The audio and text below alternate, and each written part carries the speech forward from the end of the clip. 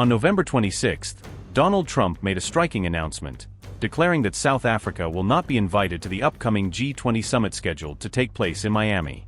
He framed this as a bold decision reflecting his administration's stance on recent global controversies. Taking to his platform, Truth Social, the U.S. president intensified his criticism of South Africa, accusing the nation of failing to address what he described as genocide claims. His message further fueled tensions between the two countries and sparked widespread debate online. In his statements, Trump once again issued a stern warning, renewing his threat to completely cut off all U.S. subsidies and financial support currently extended to South Africa. He insisted that no American funds should go to a government he believes is acting unjustly. The U.S. president posted on this Truth Social account, and I quote, "The United States did not attend the G20 in South Africa because the South African government refuses to acknowledge or address the horrific human rights abuses endured by Afrikaners and other descendants of Dutch, French, and German settlers.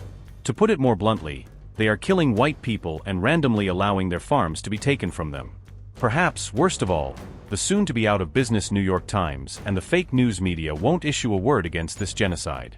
That's why all the liars and pretenders of the radical left media are going out of business."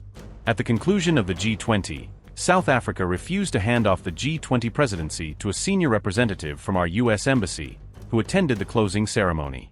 Therefore, at my direction, South Africa will not be receiving an invitation to the 2026 G20, which will be hosted in the great city of Miami, Florida next year.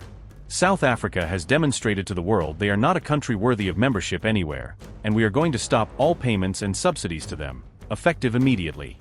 Thank you for your attention to this matter. Traditionally, at every G20 summit, the host nation's leader closes the event by striking a ceremonial gavel and then handing it over to the next host country. This ritual represents the peaceful transition of leadership and continuity of global cooperation. However, the Trump administration had chosen not to attend the recent summit in Johannesburg, breaking from diplomatic protocol.